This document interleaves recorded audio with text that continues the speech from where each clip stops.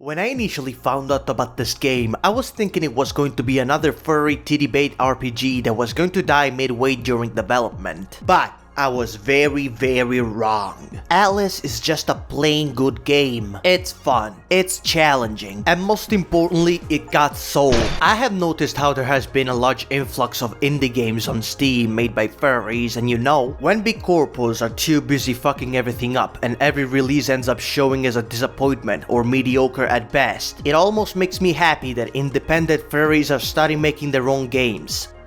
Almost. Now, I know that some of you are seeing this game and curling your nose in judgment, thinking it's going to be another fetish game in disguise because your trust in anything is as thing as crystal wine glass. Until the thing you hold a grudge against supports your ideology, then you don't think twice about allying yourself with it like the fucking hypocrite that you are. First of all, there is no sex, and that's already an achievement. Second, the player is free to deactivate excessive sliders and suggestive jiggle bones in case there were too bad taste for them, which is a nice thing to add for nitpicky streamers and whatever hard-headed puritans that will skin their own mother alive if they found out she was mindlessly playing this game. Sure, there are still suggestive themes like butt slaps and Angela remains curvaceous like the goddess that she is, but what can you do about it? It's stupid to complain about butt boobies and jiggles when Steam allows this shit to stay on the platform, and if you're in ATLYSS just because of the jiggles and the titties, fuck off back to Beat Banger. ATLYSS is a throwback to old MMORPGs like Guild Wars with a side of short-stacked silliness. It's a bit more simplified than the average online RPG, but it's for the best. You have 5 races for the character creation, each with their own initial skill: copyright infringement, gooners, scat fetish OCs, bird up, and gigachangs. Each can be assigned to 3 classes: Mystic, which focuses on magic weapons and mana; Bandits, which are all based on dexterity, evasion, and dying in a single hit; and my favorite, the Fighter, because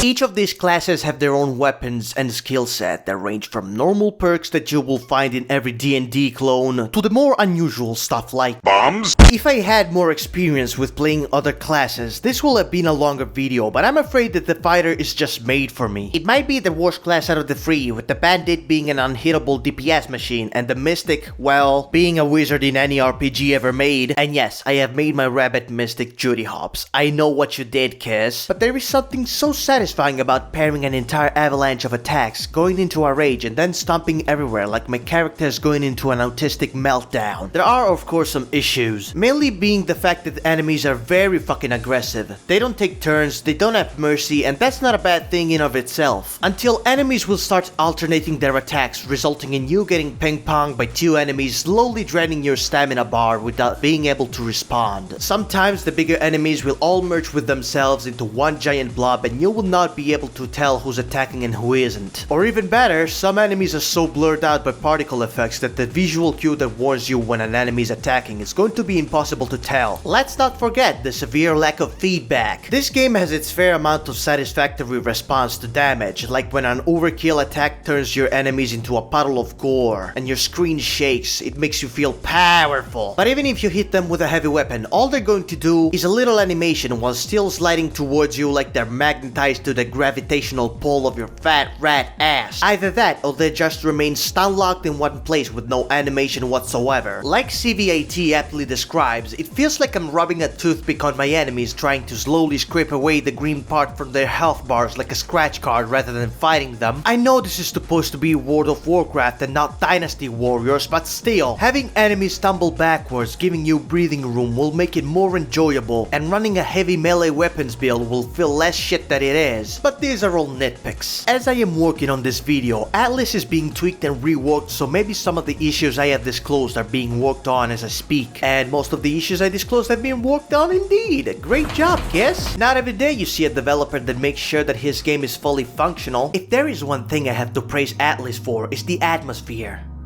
Most games that market themselves as having old school graphics very often fail to convey the overall feeling of that era they're trying to imitate. They feel more like the first attempt at a 3D model coated with some blurry textures to make up with the polygonal abortion that lies beneath. But ATLYSS, and in a weird way even all of KISS's previous abandoned projects, replicate the nostalgic magic of the 6th generation perfectly, which is also thanks to the excellent sound design and soundtrack that fits the setting, and it feels like it came out of an obscure forgotten Dreamcast game. I found myself often lowering the resolution and applying a bit crush filter to feel like I was back in my countryside home playing PS2 games based on shitty European B-movies. I wish I could say more than just the game is good, source dude trust me, but this is really all that there is to it. ATLYSS is one of the few games that in 10 years managed to make me smile and have fun, and if you would like a fun little adventure rather than the soul-scraping monotony that is modern day quad A gaming, this is a game that should be in your library with at least 20 hours of game time. It's always a better choice than web fishing anyways.